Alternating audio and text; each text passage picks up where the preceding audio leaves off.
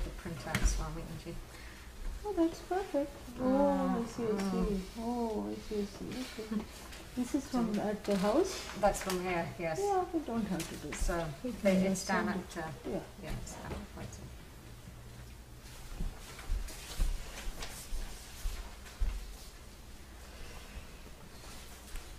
Om Sahana Vavatu Sahana Bhunaktu Saha Viryam Karavavahai Tejasvinavadhitamastu ma vidvishavahai.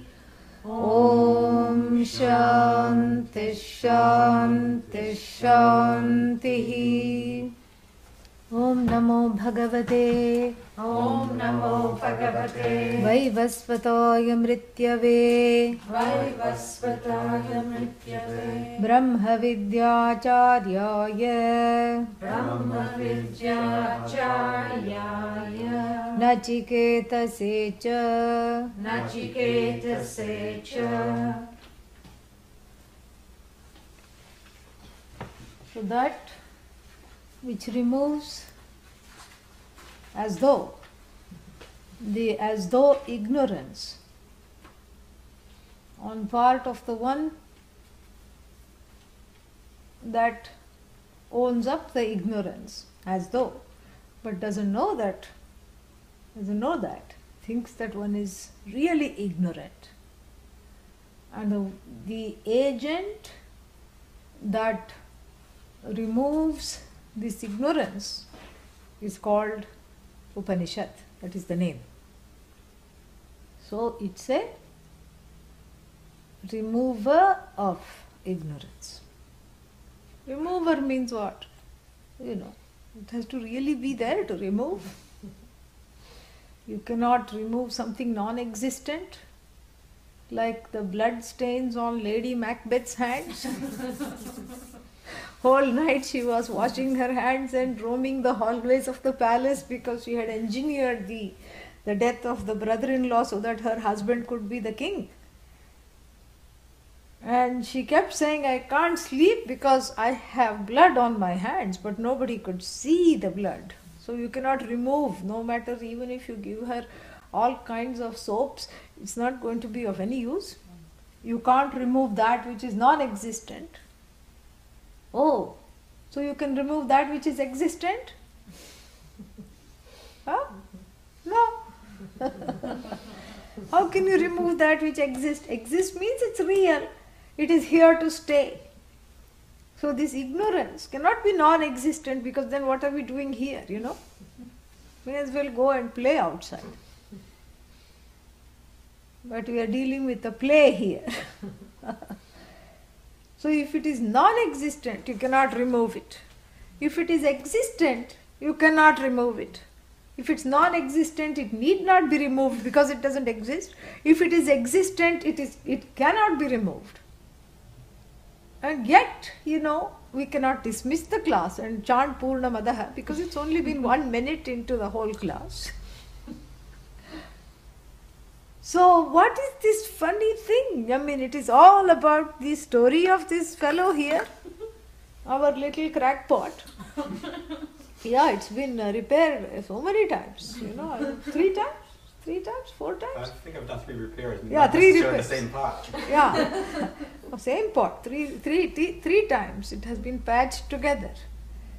Very appropriately, like even the jiva, after every fall, like Humpty Dumpty, bandages itself together and is kept afloat with lot of splints and crutches and walkers and talkers and all kinds of things. And so, like the story of the pot suffers not because, it is not clay, it is clay. And the pot's suffering is a very unique kind of a suffering. Yeah.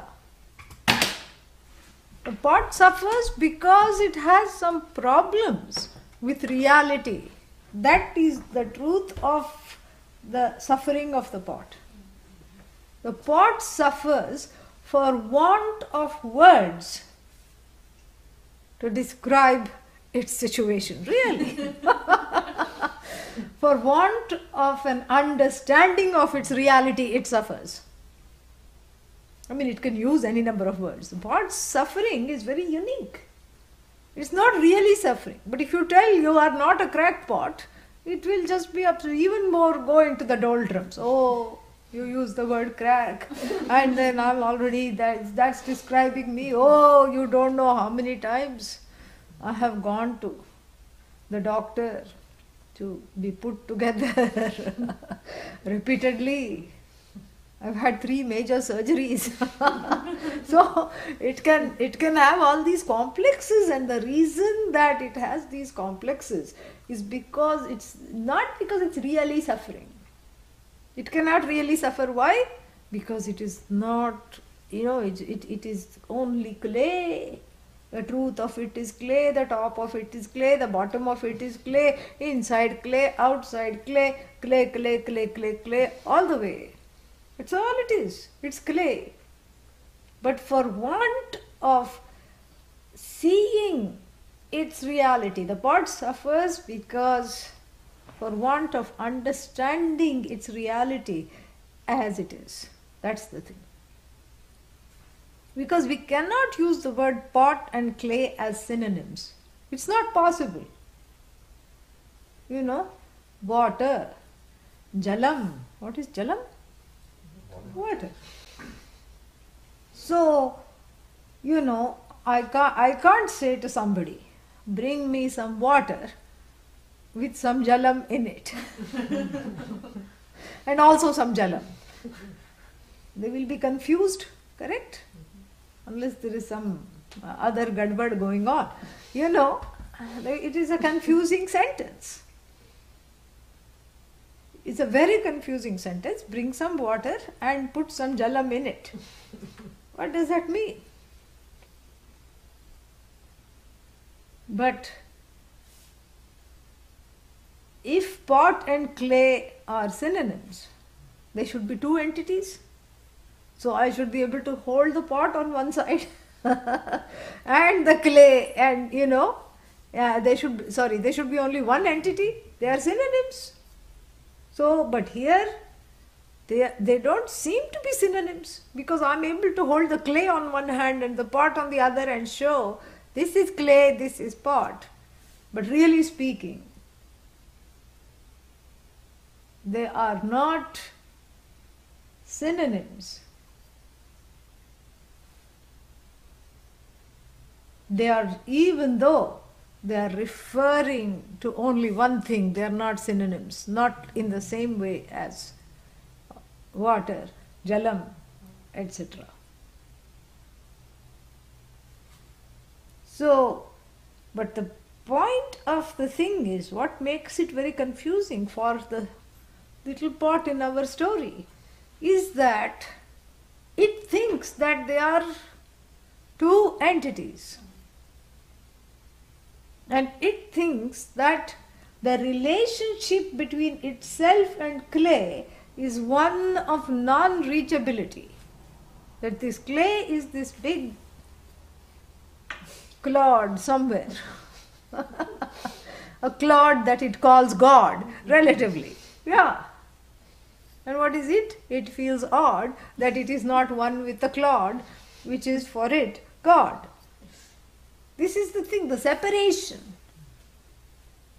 Because it understands itself, as something alienated from that clod, called clay, called God.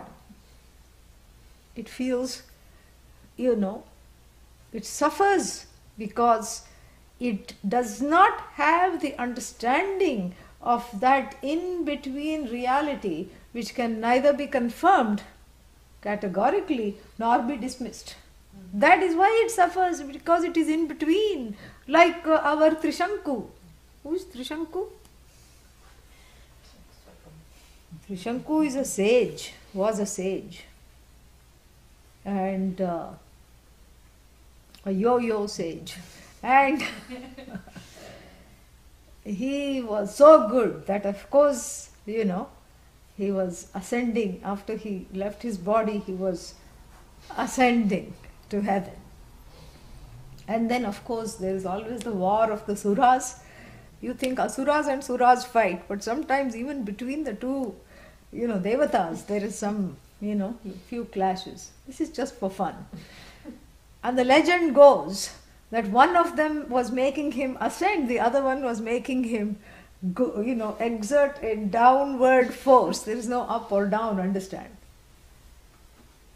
So in between the gravitational play of the devas, the poor fellow was stuck in between. But he made itself a heaven because it was an enlightened sage. And he features his mantra features in the Taittiriya Upanishad. Aham vrikshasya reriva kirtif prishtangireriva urdhva pavitro vajiniva spamritamasmi. He chants like that. That I am everything, I am everywhere.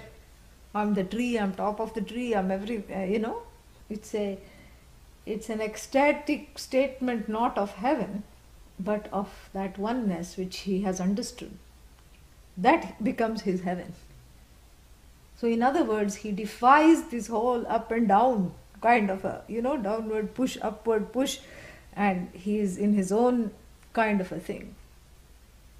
Unlike the pot. The pot is like Trishanku only in the sense that it is stuck in the middle between total non-existence. No pot. And then pot as the reality. I mean, it knows better that I am not the only thing there is. That's why I am yearning for this clay, yearning for this oneness with this clod. Yeah, clod is its God. That's what it is. That's why it ends in OD. Yeah. I want to become one with clod. And then what? I want to merge in clod. Because it knows, out of clod I have come, somehow that's that same thing. And even if you tell it, out of clod you have come, by clod you are sustained, and unto clod you resolve, it's not enough, because it has to understand that both those sides of it. It has to understand that even though if somebody you tell that, okay, out of Bhagavan you have come, that could also be a Advaita there. Yes, that Bhagavan is said, oh, by God I am sustained. Yes, of course, by God I am. Who else will sustain me? Yes, but that Bhagavan is elsewhere.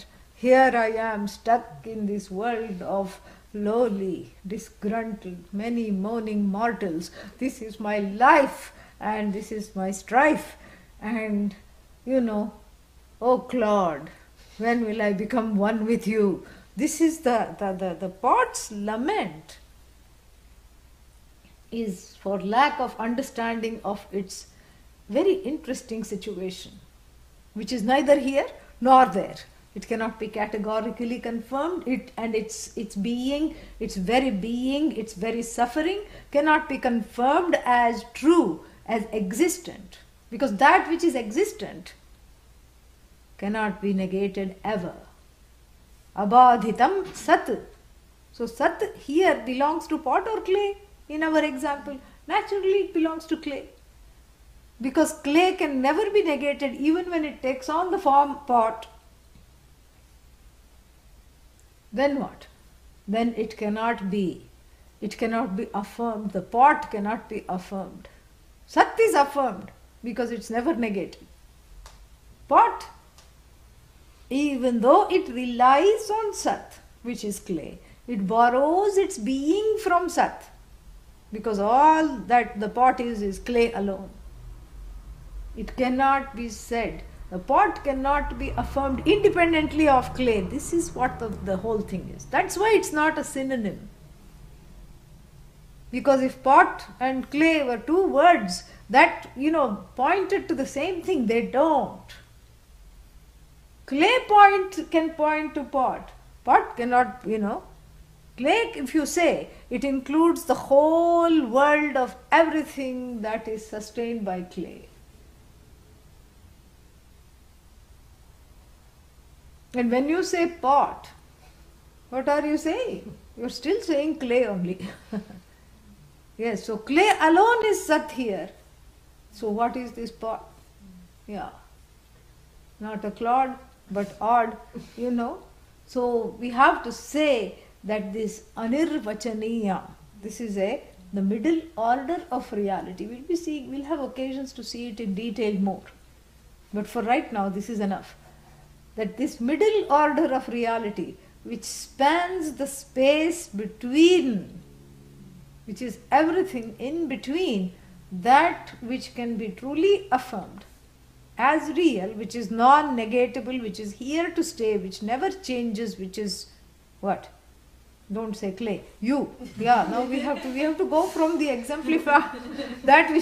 from the example to what it exemplifies. From the drishtanta example, you have to graduate towards what? Darshtanta, that which it exemplifies. So you cannot say, I'm all clay. Nothing is going to happen. Yeah. Every day, in all ways, I'm all clay. That is not the Mahavakya. That is the Mahavakya for the pot. I am clod. That is the Mahavakya for the pot. I'm nothing but clod. That is its Mahavakya. So you have to graduate and you have to see what is happening. So now we are progressing towards seeing that all that is Sat, the only thing that can be affirmed is you. Aham, I. That's all that can be affirmed. Why? Because I am here. I know I am and I am right here and I cannot be denied. In sleep I am there. In waking I am there. In between two lives also I am there. This life I am there. That life I am there. So this jiva can never be negated. And we call this thing that is alive, this conscious entity, jiva. Jivati, that's all. Simple. But really speaking, the truth of this jiva is Atma, I. So when someone knows, it is Atma. Otherwise, the one who keeps reincarnating and coming into Lord Yama's jaws repeatedly is who? Atma or Jiva? Jiva. Full of peeves. Piva. Yes. Cleava. Cleaves on to all kinds of things. But not diva. Not a diva. Because a very undiva-like behavior. But piva and cleava, yes. Yeah, cleava means cleaves to things. That's why it is jiva. So life after life, the same fellow, not knowing this in between, suffers for want of understanding the nature of his or her own reality, its reality. This is what the whole thing is. And the Kathopanishad will say later, very beautiful verse, Anishaya shochati muhyamanaha. Muhyamanaha, from muh, to be deluded, to delude. Muhyamanaha, being deluded. About what? About the truth of one's own nature. Shochati, grieves. How? Anishaya, in the form of not being Bhagavan. Not being Bhagavan, not knowing that my being is nothing but that whole which is called Sat. Sat with the power to create is called Ishvara. That's all it is. And the power to create is also coming under this as though in between category of Sat and Asat. So therefore, if the power to create is in between Sat and Asat, then what about creation? Yeah, because that is the mother force. This creative power is the Shakti. And the mother's DNA will be in the creation. If the mother is as though, can the child be real? No. Whatever she brings into the world is as though as she is. Anirvachaniya. So even though we say the anirvachaniya means cannot be categorically affirmed, cannot be categorically dismissed. As non-existent, cannot be affirmed as non-existent, like even this pot, flower, a thought, anything you take, mat, hat, cat, rat, bat, anything you take cannot be affirmed because its truth is elsewhere, And we have this example, tree, vriksha, And what is this tree? Tree is. And why is this called a tree? Because it has vrikshatvam. What is vrikshatvam? Treeness. So then if the definition of tree is that which has vrikshatvam, treeness, so what is that? That cannot be the tree, because I'm trying to define the tree. We can't put the cart in front of the horse. So that which has treeness, that means something which is far away, something remote. So tree cannot have treeness. Oh.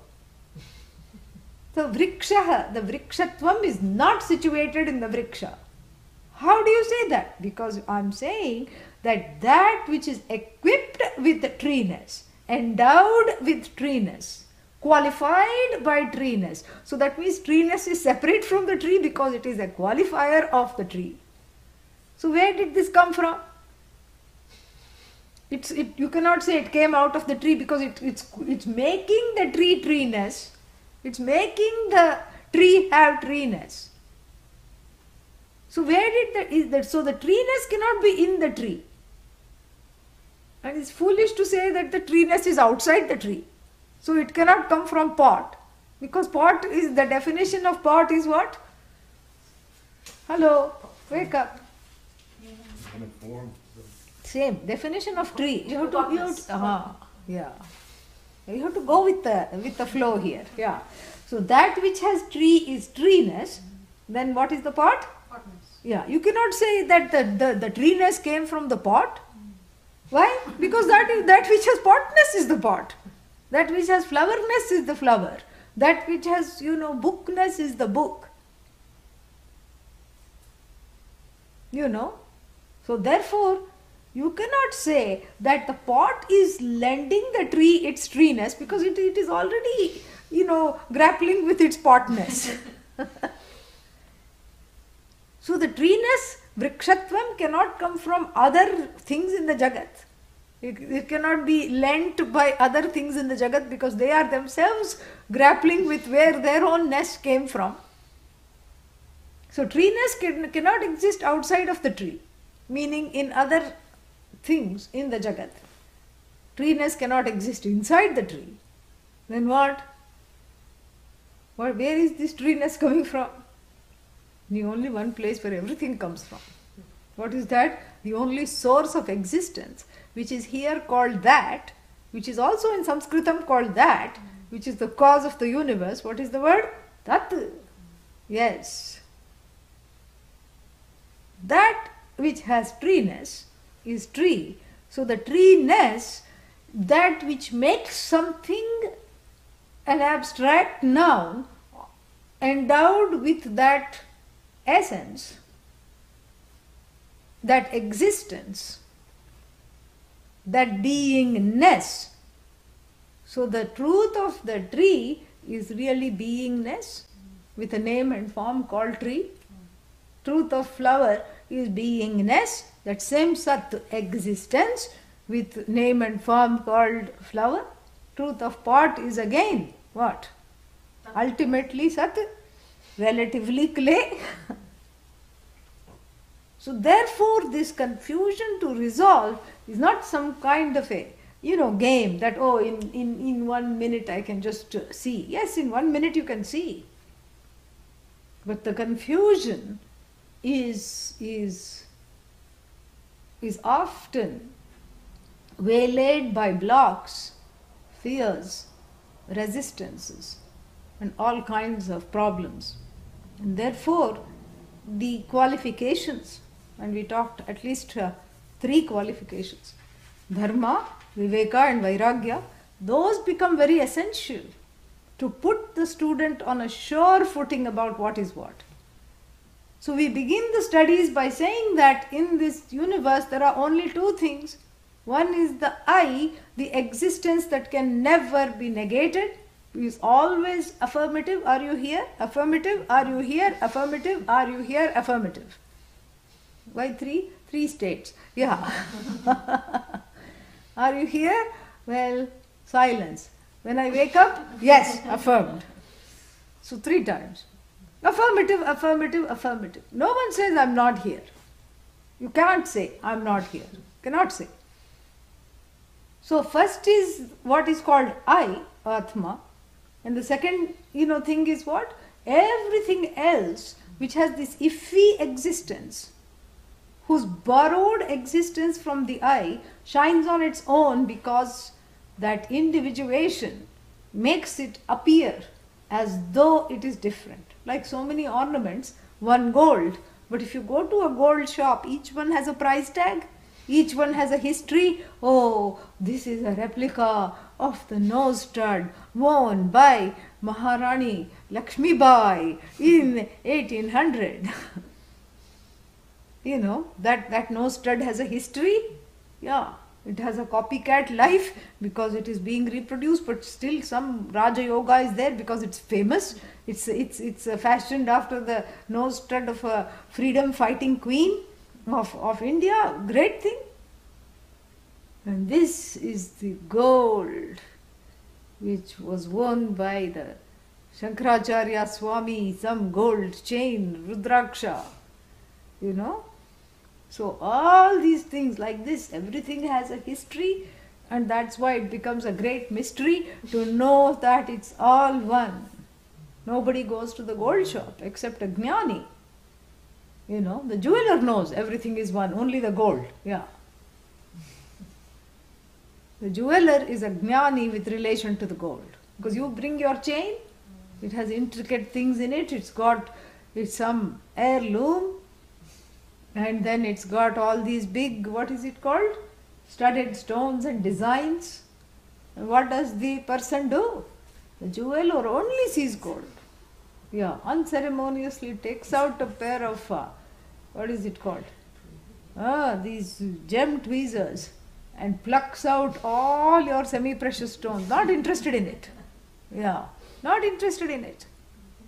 And all these intricate designs, in fact, serve to bring the price down. Why? Because the gold is too malleable. In order to make it into something, it has to have some copper or silver, sometimes both mixed in it. So the more intricate the design, the less the purity of the gold he's going to argue. And he's going to subtract large amounts of copper that you cannot even see, and large amounts of other metals, alloys, and give you a couple of dollars and say this is what your gold was worth. Very disappointing. But gold, he is a gold jnani when it comes to gold. He knows what is what. He knows that this is what the whole situation is. So even though we begin the teaching, dvau hi padarthau, there are only two things in the universe. One is called I, and one is what? Not I. Not I. Because pot is not I, flower is not I. So this is the beginning kind of a thing. This is, what is it called? Vedanta 001. Yeah. And who is the student? Bond 007, inquiring into this reality of this, where are these two things coming from? And like James Bond, deploys various pramanas, gives them up, and then finally has to come to the Upanishads. Why 007? Because the Mundaka Upanishad has a very penchant, has a penchant with the number 7. Yeah. Sapta jihva, 7-tongued fire, 7 annams, saptannaha, 7 this, 7 that. It just keeps playing with the number 7. That's why I said 007. Vedanta student who is an enquirer. So in these, I don't know whether they still make them, but in the old James Bond movies, you had this fellow with, with various kinds of ways to know, different gadgetry and amazing, technological advances. And so that's then sometimes the joke used to be on him, because here he was equipped in this car that had the magnifying glass, and the car, if you hit the water, it became a ship. If it went under the water, it became a submarine, and from there it could just grow wings and fly in the sky.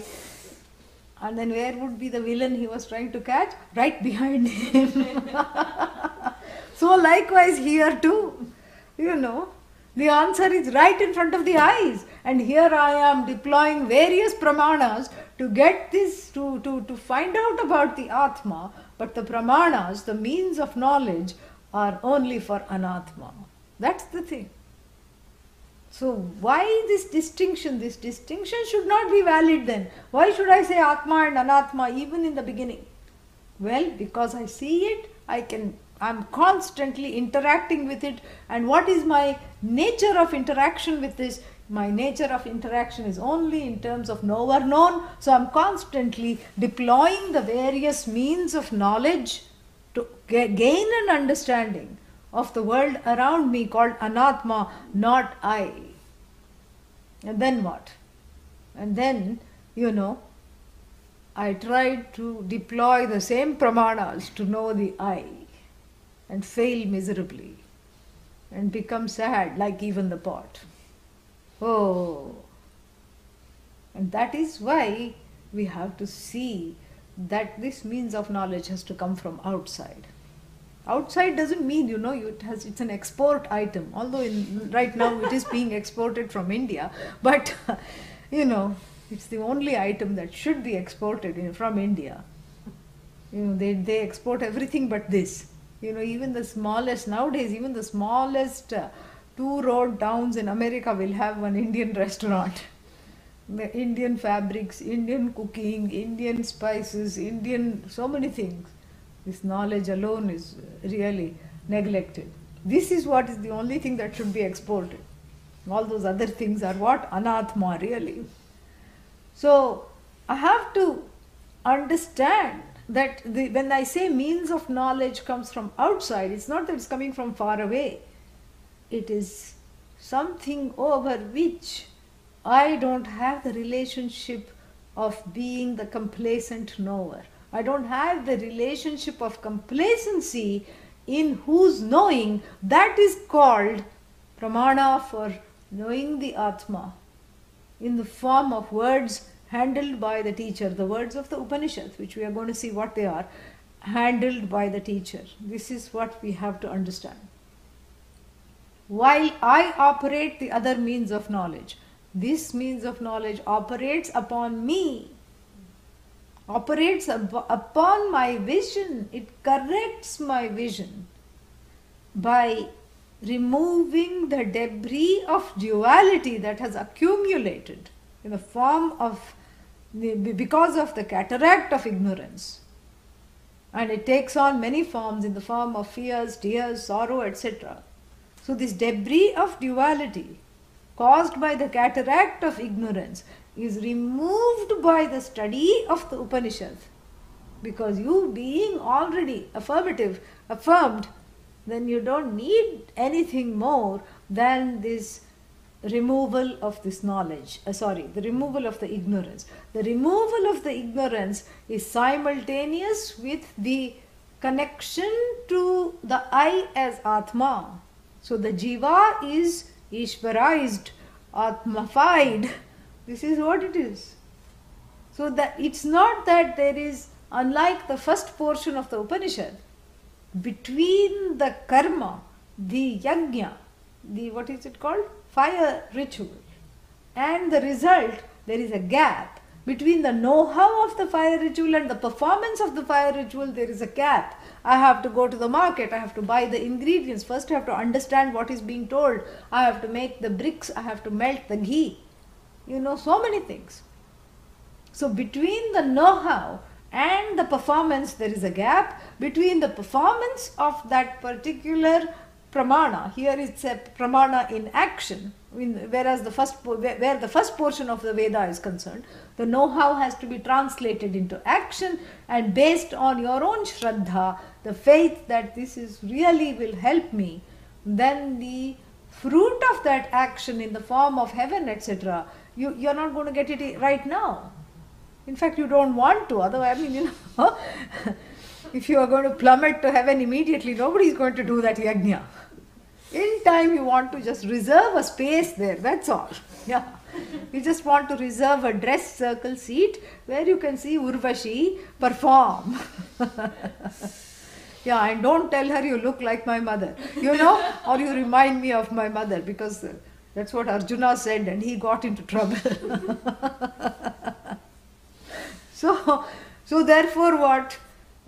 She got mad and cursed him. Yeah. And then, so this is what the thing is. So there is always a gap between the pramana, between the know-how and the performance, there is a gap. Between the performance and the result, there is a gap. But the second portion of the Veda, and that's why there is a demarcation between the first and the second portions. In the second portion of the Veda, there is no gap. Teacher, Upanishad reveals, and the revelation of the Upanishad, which affirms the truth of the I as always existent, always free of limitations, and always sentient, and which is the source of all consciousness. In fact, there is only consciousness, which reveals that. And then the dropping of the ajnanam, the cataract of the ignorance, does not take time. It is instantaneous, because you are available to yourself in an instant. Are you here? Yes. See, the answer came for a change. Instantly. Yeah, instantly the answer came. You are available to yourself right now. Right now. And that's why the whole Vedanta Shastra, the teaching, is dependent upon this one fact that you are self-existent. If you were not self-existent, there would be no Vedanta. It just reveals, this is mind-boggling. But everything is about the Svata Siddha Atma, the self-established, self-existent, self-revealing, self-affirmed, self-evident I. And on top of this rides the teaching. Really. So really speaking, if the I had to be affirmed, there would be no teaching. There couldn't be any teaching. So because the I is already affirmed and already instantly available, and the ignorance being as though it's a layer of debris, as it were, which is obstructing the pramata, the knower, from seeing, understanding the truth of this I.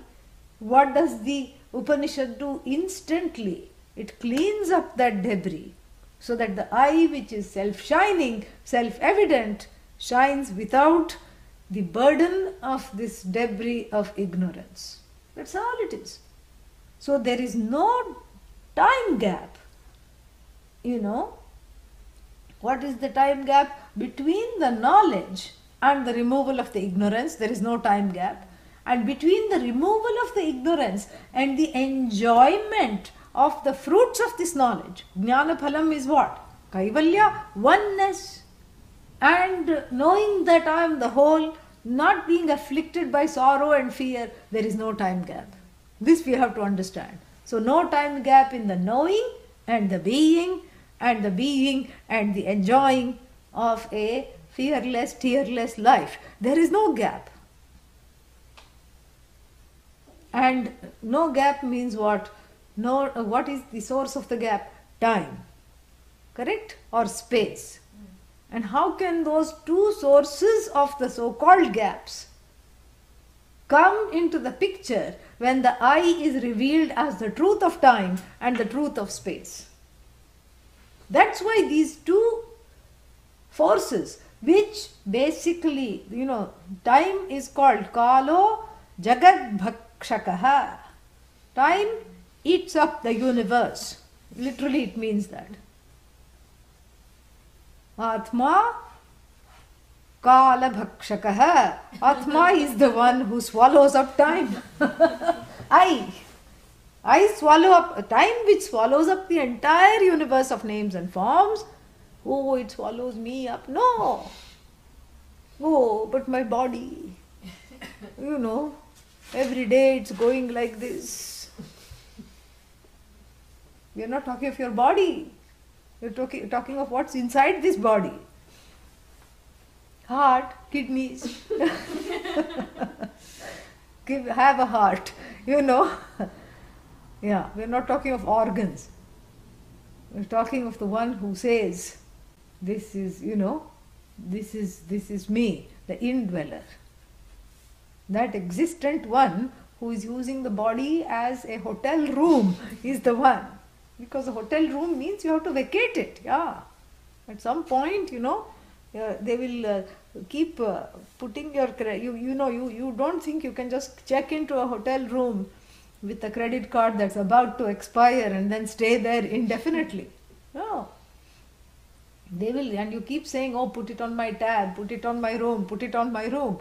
And then they will secretly be making sure that you have the means to pay for it. And once the credit card is gone, you are given the slip. You just have to leave. You're booted out of the room. And in certain other countries where they have debtors' prison, you just go straight to jail. Those washing dishes was an old option. Nowadays, there are too many people in line with degrees wanting to be dishwasher. Don't think you have a chance. They don't need you. Yeah. You go straight, you're booted on the road. And they keep all your belongings too, because that's some way. They are hoping that you may have some gold bricks in your suitcase, which will help pay for all the damages you've done. So like even this body is a rented place, except you're not paying rent, that's all. It's free for you. It's being upkept by the 5 elements from whence it came. And it's got ventilation, it's got all kinds of, and when it's got a way of eliminating toxins in the environment, it keeps itself clean. It has all kinds of abilities. So well ventilated, free house. It's wonderful. No mortgage, no rent. And because of which I can move from left to right. I can sit, I can stand. Somebody said, why can't I just be born as Brahman? You are born as Brahman.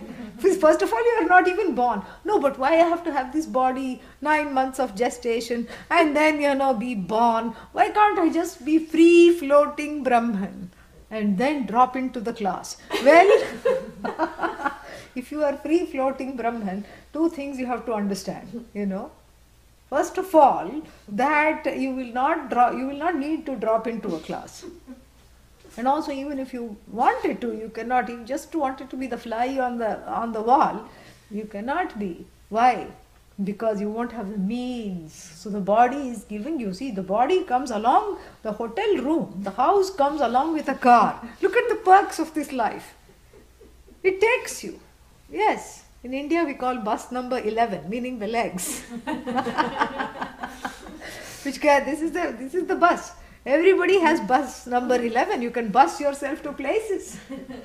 Yeah. You have legs. And then it comes with a free toolkit.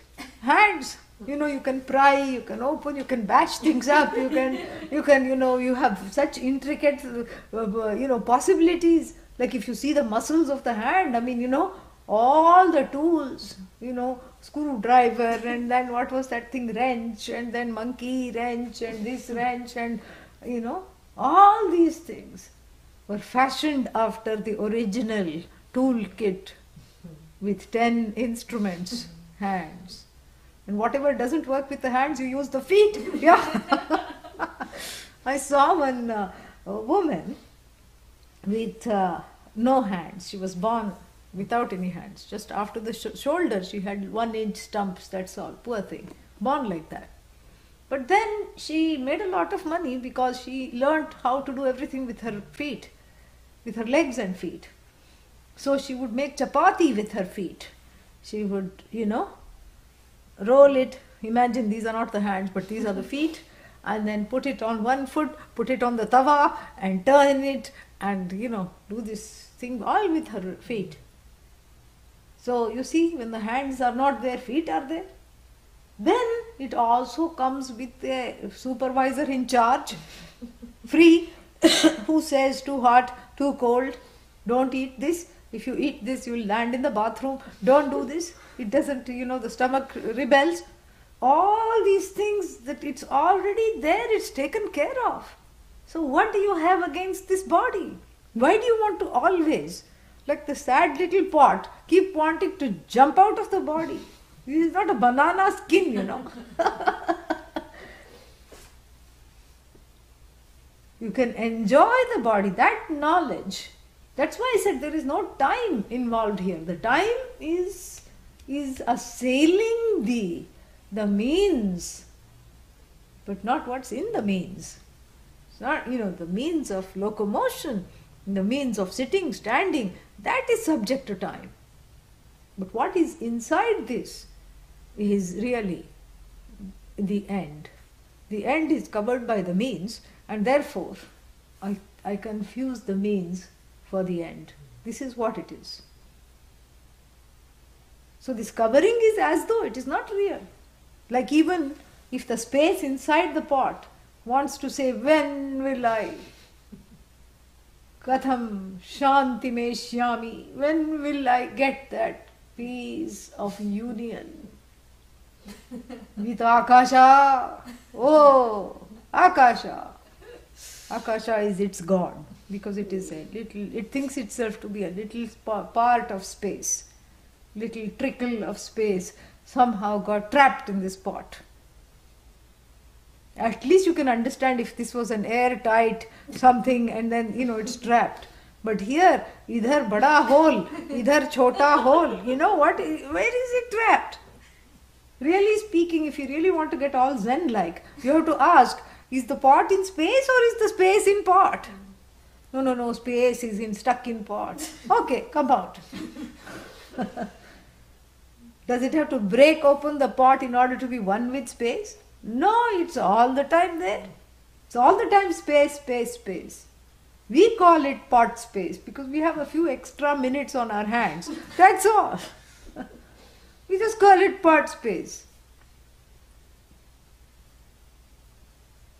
And this pot space is really only with reference to the covering, and the covering being as though.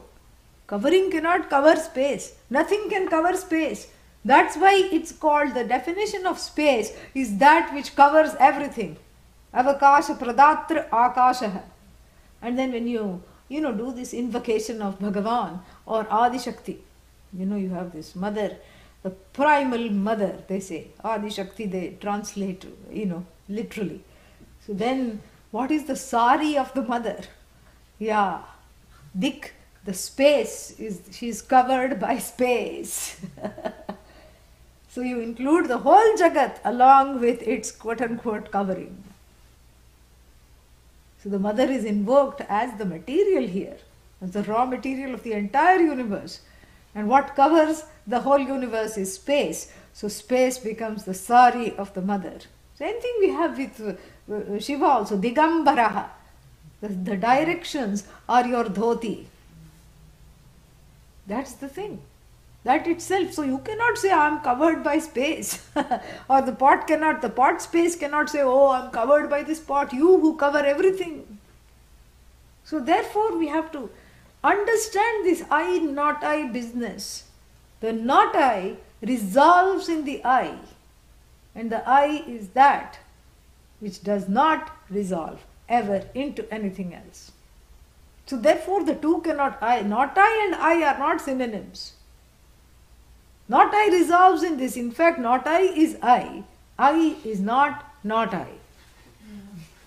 Got it or not?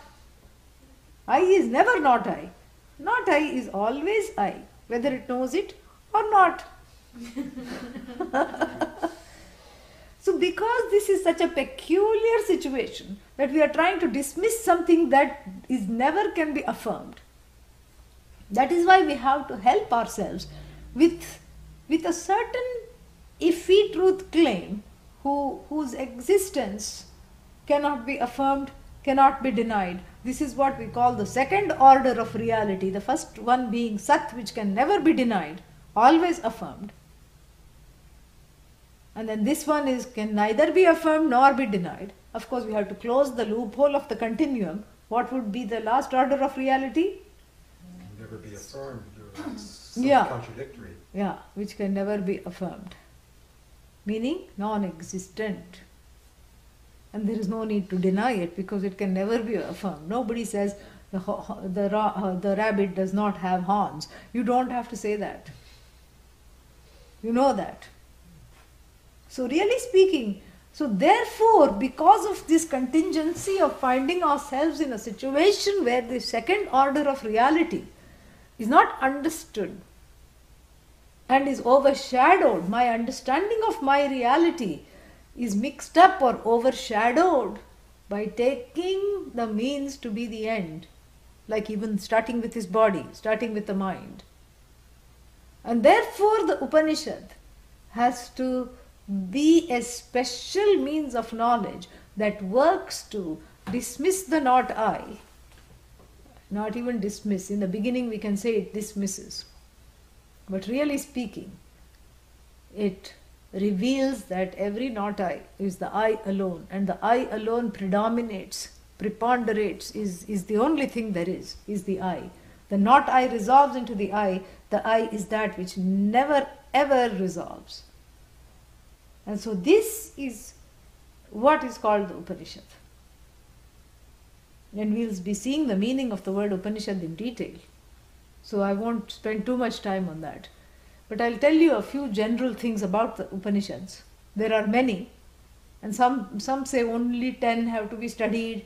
This is just not true that only 10 have to be studied. But traditionally, the 10 that have special significance are the ones for which Adi Shankara wrote commentaries called Bhashya.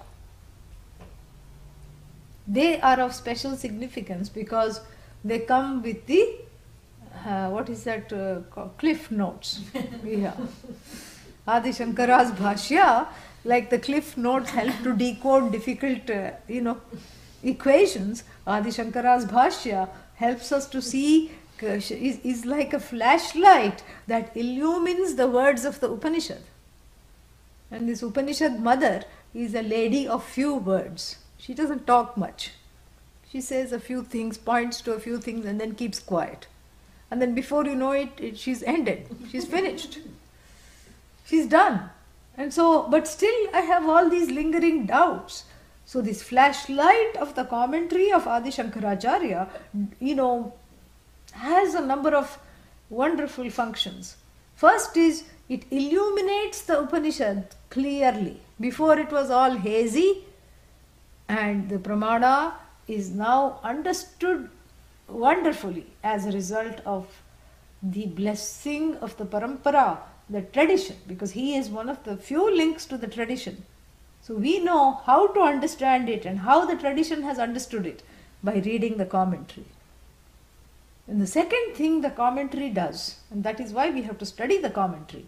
The commentary gives an historical treatise about, by the examples that he uses, about what life was like in his time. And what is of note here is that it wasn't much different. Because we are not writing a history of customs and mannerisms in the Vedic age or in the, post-Shankara age or pre-Shankara age or Shankara's age. That's not our purport. Our purport is to study human nature, and our purport is to understand the roots of ignorance. And our purport is to understand that this human nature is Satyam Jnanam Anantam. It is universal. That is our purport. And then through Adi Shankara's examples, we see that the delusions of the now in this high gadget technology age are no different from the delusions then. What's the difference between then delusion and now delusion? Delusion qualified by the word then, delusion qualified by the word now. What is the difference? No difference. It is delusion then, delusion now. Then you see how alike people are in falling into this trap, of duality, of Maya, the Mayic trap. It's so easily people fall. And the same desires for afterlife that are being touted by the dominant traditions now were also being touted then, meaning that desire was there before also. And the same Purva Pakshis, the contenders, are here now. Nothing has changed. And that itself is very gratifying to see. Oh, I'm not the only one. I'm not even the only one now. Even 5,000 years ago, ignorant people behaved the same way as I am doing now. There is such a gratification in numbers. There is safety. Oh, because the problem with not knowing is also feeling bad about the not knowing, which is itself a resistance to the knowledge. So when Adi Shankara says that Brahmadi Sthavara Paryantam, that from even a small little tree, Sthavara, to Brahmaji, everybody has to gain this knowledge. Even if you are a Devata with Punya Vishesha, you cannot afford to not have this knowledge. Everybody is in the same boat, lined with fears and tears and a big hole at the bottom, sinking, giving this sinking feeling. Everybody is in glub, from starting with a Devata. Everybody is in same words. Last words of everyone is the same. The samsari then said, before going, said glub, here I go. And the samsari now also says glub, drowning in the tears, waters of doubt and tears. Or if you want a sick of the tears metaphor, say roasted by the fire of samsara. That's all. Roasted and toasted. This is all it is. Yeah, crisp, crunchy. This is all it is. So this is the fellow, charred by samsara.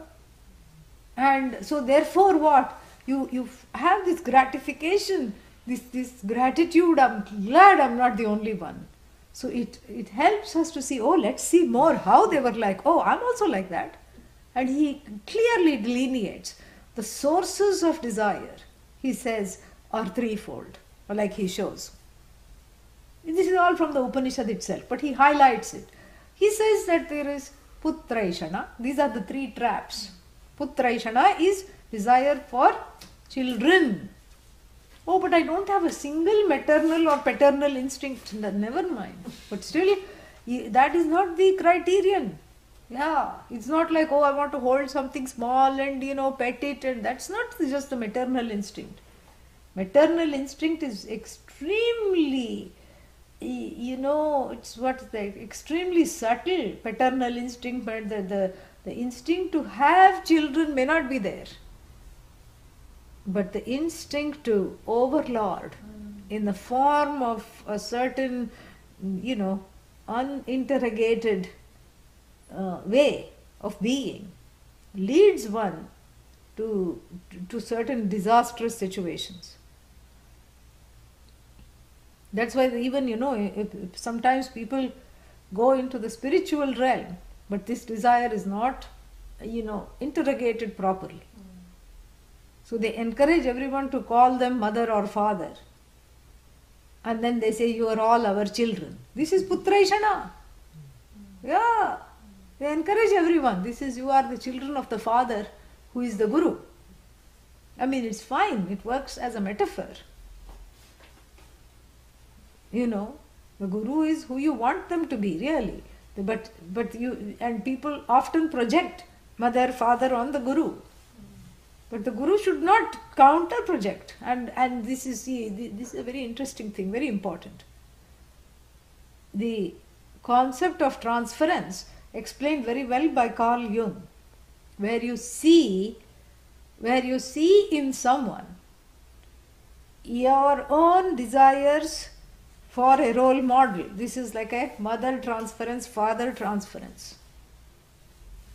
And in fact, Carl Jung also got it from Upanishad. Adhyasa, simple superimposition. You just make the rope snake refined, and that's all. It's all it is. Yeah, that's all it is. And the Upanishad herself tells us that there are two kinds of adhyasas. One is called a favorable superimposition, a favorable transference called Shobhana Adhyasa. Shobhana means favorable. And then an unfavorable adhyasa, superimposition / transference called ashobhana adhyasa. Shobhana, favorable, ashobhana, unfavorable. As soon as I said unfavorable, that un should go to shobhana. But it is very unshobhified to say unshobhana, so ashobhana. Ashobhana adhyasa, this is again, Carl Jung just basically elaborates this with reference to the human mind. That was his contribution. But this is all Vedic knowledge. So here there is transference. That there is transference is first talked about. That is why we need the Upanishad. Because I see things that are not there in places where they are not. I see the father where it is not. That's why someone becomes a father figure. Because I am seeing the father where I wish he was like that, because he wasn't like that. So therefore, any kind of this is very common.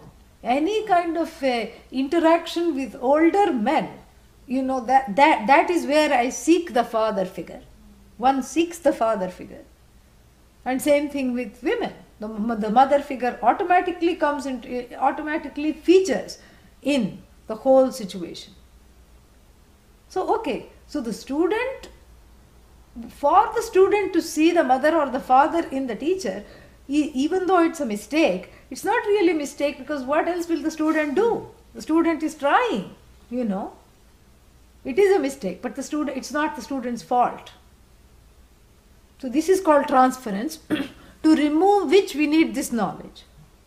But the Brahma Vidya teacher, the teacher of this knowledge, must not engage in what, to use Carl Jung's term, counter transference. Meaning believing in that and reproducing that even on an unconscious level. That's what I mean by mother issues and father issues. That have to be very, very clearly, delineated and not engaged in. That is how the teaching takes place, you see. So otherwise what happens? It's like, the father, you appoint yourself as the father, you appoint yourself as the mother, and then what? And then it becomes a certain kind of a guru dumb, mother dumb, father dumb, king dumb, very, very dumb. And, this is very dangerous. So this is the first desire that is delineated by Adi Shankara, highlighted by Adi Shankara in all the Bhashyas, in the commentaries, Putra Ishana. This all comes under to desire to have followers. This is all Putra Ishana. And so then the second one is called Vitta Ishana. Ishana means desire. But you are saying Aishana, yeah, because there is a Sandhi. Vitta Ishana. Vittam means wealth. Yeah. It's not that, renunciation is a vow of poverty. No. But it is a vow of Tyaga. It's different. Yeah. There is no poverty consciousness. I went to an interfaith meeting for I forgot where it was. I think it was in New York. And there were some other monks from other traditions. And we had a crunch. We had to go, unbeknownst to us, that there was some big thing happening in New York. New York is, city of Big Apple. And here, small, should I call it small apple or even bigger apple was featured. Apple, the maker of iPhone, etc., was releasing a new iPhone. Yeah. And so all the roads were become one way because the police had said that there's no other way of managing the crowd leading to all the Apple stores, which were just going to be inundated with people. So we hadn't prepared for this. I mean, we are a bunch of monks. Who cares about iPhones and Apples and all these things? And so we had to go to this other location. Neither had the conference organizers, because they were so busy organizing this. They had not seen this curved ball that is happening on Saturday afternoon, that nobody will be able to get to this location. And so what they did was, they had organized a bus. They cancelled the bus because everybody could not travel together.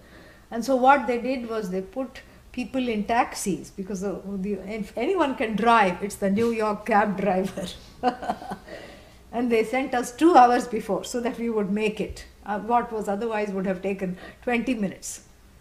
So then, and then they handed everybody money to pay for the cab. So the taxi in which I was, they asked me, they said, can you handle money? I said, why not? I was confused. But then apparently there are certain Buddhist monks, they are not allowed to touch money, and some cloistered Christian, orders where you are not allowed to touch money because there is this vow of poverty. We don't have this vow of poverty. I happily took the money and paid the cab. It's not going to pollute me if I have it. That's not the point. One is not tainted by that. The whole idea is the relationship to that. Yeah. The relationship to that. You own without possessing. Yeah, that's the thing. That possession, that me, mine. And if I had taken it and it had gone into the pocket, then it's a different situation. Or if there is a temptation that it should go into the pocket. That's a different situation. But here, this is what the whole thing, this is called vittaishana, wealth, and not just wealth, but any other kind of, hoarding, possession, vittaishana. And then finally, lokaishana.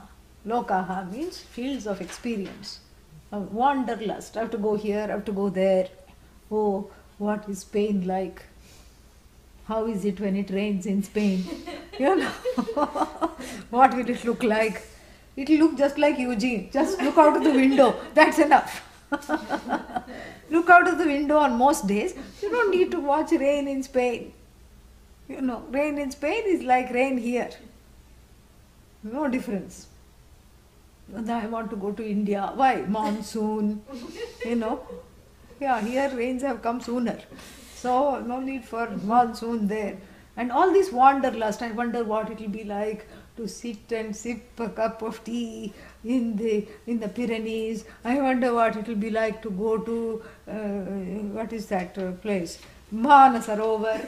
This place where it's got where nothing grows, and everybody, they want to see a Shivalinga shaped mountain called Kailasa, Meru Kailasa. See the Shivalinga in the next row. You have a Shivalinga right here, everything you can see Shiva everywhere. But it's an arduous journey, and now elderly people before could not go. Because you had to do the parikrama, you had to do around the mountain, and it was a huge thing. And now they have helicopter pradakshinas. You just go helicopter, go around the mountain like this. You are happily sitting there with your headphones on. Chop, chop, chop, chop, chop. The chopper takes you around. Finished. Chop, chop. Quickly. And all this is lokaishana. And also not being happy with lokas here. You want to go to loka's afterlife. Gandharva loka. Yes, I want to sing music with Rambha. A duet with Rambha. This is crazy. And all this is a deterrent. He tells us, and he repeatedly puts you in line, and he sees all these 3 desires and delineates them as being the most ancient and the most contemporary. And so there's a timeless quality to this. And finally, the study of the Bhashya, what does it do?